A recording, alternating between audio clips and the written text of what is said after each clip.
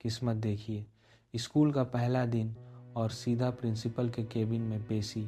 You idiots. Principal की चीख पूरे कॉरिडोर में गूंजती है। स्कूल बिल्डिंग चढ़ रहे हो, वो भी अपने पहले ही दिन। क्या सोच रहे थे तुम लोग? हाँ, मियामोतो, जो हमेशा की तरह थोड़ा ओवर कॉन्फिडेंट है, दबी आवाज़ में बोलता है। सर, मैं तो बस उसे थोड़ा डराना चाहता था। जवाब मत दो मुझे। प्रिंसिपल का पारा चढ़ गया। मियामोतो ने कंधे उचकाए। किसी को नहीं लगा था कि यह सच में चढ़ने लगेगा, और अगर वो गिर जाता तो? प्रिंसिपल अब ओनिशी सेंसेई की तरफ मुड़ते हैं, जो चुपचाप खड़े सब देख रहे हैं। ओनिशी सेंसेई, मुझे आपका कोऑपरेशन चाहिए, प्लीज़। अपने स्टूडेंट्स के दिमाग में ऐसे अजीब आइडियाज़ मत डालिए। गिरोह सेंसेई भी गुस्से में उन्हें घूर के देखते हैं। मियामोतो से रहा नहीं गया। 1 मिनट सर, इसमें ओनिशी सान की कोई गलती नहीं है। लेकिन ओनिशी सेंसेई ने माहौल को संभाला। मैं इन्हें वार्न कर दूंगा ताकि ऐसा फिर कभी ना हो। मोरल रिस्पॉन्सिबिलिटी मेरी है। I am sorry sir. फिर वो मोरी और मियामोतो की तरफ मुझे, तुम दोनों झुको और माफ़ी मांगो। दोनों ने एक साथ सर झुकाया। हमें माफ़ कर दीजिए, अगली बार से हम ध्यान रखेंगे। प्रिंसिपल रूम से बाहर निकलते ही ओनिशी सेंसेई ने एक गहरी सांस ली। बाप रे, मैं तो पूरी तरह टेंस हो गया था। वो हंसते हुए बोले, टीचर बन गया हूँ पर आज भी ऐसी सिचुएशंस हैंडल नहीं होती। जब मैं स्टूडेंट था तब मैं भी स्कूल बिल्डिंग पर चढ़ने के लिए बहुत डांट खाता था। मियामोतो हल्का सा मुस्कुरा दिया। है मियामोतो, सेंसेई ने टोकते हुए कहा। तुम कब से मुझे सान कहने लगे? अभी हम स्कूल में हैं। मियामोतो ने बड़े स्टाइल से जवाब दिया। क्या फ़र्क पड़ता है, हम रोप पार्टनर्स जो हैं। मोरी, जो अब तक खामोश था, ओनिशी सेंसेई को देख रहा था। उसने पहले कभी गौर नहीं किया था, पर सेंसेई का फ्रेम, उनका शरीर काफ़ी बड़ा था, जैसा किसी क्लाइंबर का होता है। मियामोतो ने मोरी की तरफ देख कर कहा, ओनिशी सान जापान के बहुत बड़े क्लाइंबर हैं, पता है? ओनिशी सर ने मोरी का हाथ पकड़ा और कहा, ओए मोरी, थरा मेरे साथ चलो। मियामोतो ने पूछा, क्लास में नहीं जाना? ओनिशी सेंसेई पीछे से बोले, चलते हैं, पहले यहाँ आओ। उस छत की तरफ जहाँ से सब शुरू हुआ था। ओनिशी सेंसेई ने मोरी की आंखों में देखा। तुम वहाँ ऊपर तक चाह गए, कमाल काट दिया। उनका स्वर बदल गया, थोड़ा गंभीर, थोड़ा जुनूनी। एक टीचर होने के नाते मुझे यह नहीं कहना चाहिए, पर सच बताना, कैसा लगा? उस ओवरहैंग को पार करने के लिए बहुत एक्सपीरियंस और स्किल चाहिए होती है, लेकिन उस आखिरी पल में वहाँ ऊपर, जब तुमने उस ओवरहैंग की तरफ जंप किया, और वो फीलिंग जब तुम्हारी उंगलियों से लेकर फोर आर्म और अपर आर्म तक सब सुन्न हो गया था, वही पल होता है मोरी, जब तुम्हें महसूस होता है कि तुम जिंदा हो। तो ट्राई करना चाहोगे क्लाइंबिंग? सेंसेई ने पूछा। असली क्लाइंबिंग रॉक्स और क्लिफ्स पर होती है। क्यों ना हम साथ में उस ताकाटोरी माउंटेन पर चलें जो हमने छत से देखा था।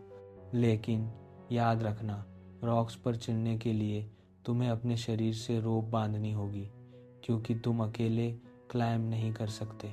मियामोतो ने बीच में कहा, मोरी, तेरे जैसा नॉविस अगर अकेले रॉक क्लाइंबिंग करने गया तो चाहे तेरे पास कितनी ही जिंदगियां क्यों ना हो, कम पड़ जाएंगी। मोरी के दिमाग में सिर्फ एक बात गूंजी, अकेले? क्या मैं अकेले नहीं कर सकता? मियामोतो ने बात आगे बढ़ाई। चलो अपना फ़ोन नंबर दो, मेरे पास सेल फ़ोन नहीं है। मोरी ने बीच में ही काट दिया। फ़ोन नहीं है? इस ज़माने में दोस्तों से कनेक्ट कैसे करते हो?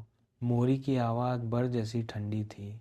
मेरा कोई दोस्त नहीं है, और मुझे दोस्तों की ज़रूरत भी नहीं है। प्लीज़ मुझे फिर से परेशान मत करना, जैसा तुमने वादा किया था। मोरी वहाँ से पलट कर जाने लगा। मियामोतो उसे रोकने ही वाला था कि ओनिशी सेंसेई ने रोका। रहने दो मियामोतो, उससे फोर्स मत करो, तुम क्लास में जाओ। मियामोतो ने गुस्से में बड़बड़ाया, कितना अजीब और ग्लूमी बंदा है, इससे क्लाइंबिंग नहीं होगी। कुछ देर बाद मियामोतो उसी जगह पर खड़ा होकर कुछ देख रहा था। वहाँ उसकी दोस्त यूमी उसे देख लेती है।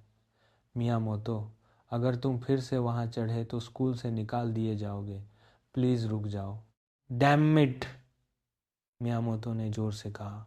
यूमी ने चिढ़ाते हुए कहा, मोरी कुन तुमसे पहले चढ़ गया इसलिए तुम जल रहे हो ना, इसीलिए इतनी जल्दबाजी कर रहे हो। ऐसा कुछ नहीं है, मैं तो बस शैडो क्लाइंबिंग कर रहा था। वैसे तुम्हारी हिम्मत कैसे हुई मुझे चिढ़ाने की, भागो यहाँ से। मियामोतो ने यूमी को वहाँ से भगा दिया और खुद भी जाते हुए सोचने लगा, और खुद वो तो बस बिगिनर्स के लिए एक छोटा सा पत्थर है, पर उसके दिमाग में कुछ और ही चल रहा था। क्या मुझे सीधा किसी पहाड़ पर चढ़ जाना चाहिए? उसी सुनसान दोपहर मोरी अकेला एक बहुत बड़े रॉक के सामने खड़ा है। अचानक से वह बिना कुछ सोचे समझे उसे चाहने लगता है, बिना किसी रस्सी के, बिना किसी पार्टनर के। उसकी उंगलियां पत्थर की दरारों को पकड़ रही हैं। मोरी की सांस फूल रही है, पसीना बह रहा है। उसके दिमाग में ओनिशी सेंसेई की आवाज़ गूंज रही है, वो सुन्नपन जो फिंगर टिप से फोरआर्म तक जाती है, कि तुम जिंदा हो। मोरी ऊपर चढ़ रहा है, जुनून में, पागलपन में। हाँ, एक पैर फिसला, ढां, मोरी सीधा जमीन पर गिरा। अबे उठ जा, मियामोतो की आवाज़ आई। वो वहीं था। किस्मत अच्छी थी तेरी कि कोई हड्डी नहीं टूटी, ठीक है ना? मोरी करा उठा। ओ, मियामोतो ने गुस्से में चिल्लाकर कहा, अगर गलत जगह लगती तो तू मर सकता था। तू वहाँ ऊपर से गिरा है, इतना चीकी बन रहा था तो सच में तुझे चना था। मियामोतो ने उसे घूरा। अब तो समझ आ गया होगा अकेले चलना कितना खतरनाक है। इस रॉक पर दोबारा मत आना। मियामोतो वहाँ से जाते हुए अपने दिमाग में सोच रहा था, मैं अपनी टेंशन भुलाने आया था और इस एनोइंग बंदे की जान बचानी पड़ गई। लेकिन मोरी वहीं ज़मीन पर लेटा आसमान को देख रहा था।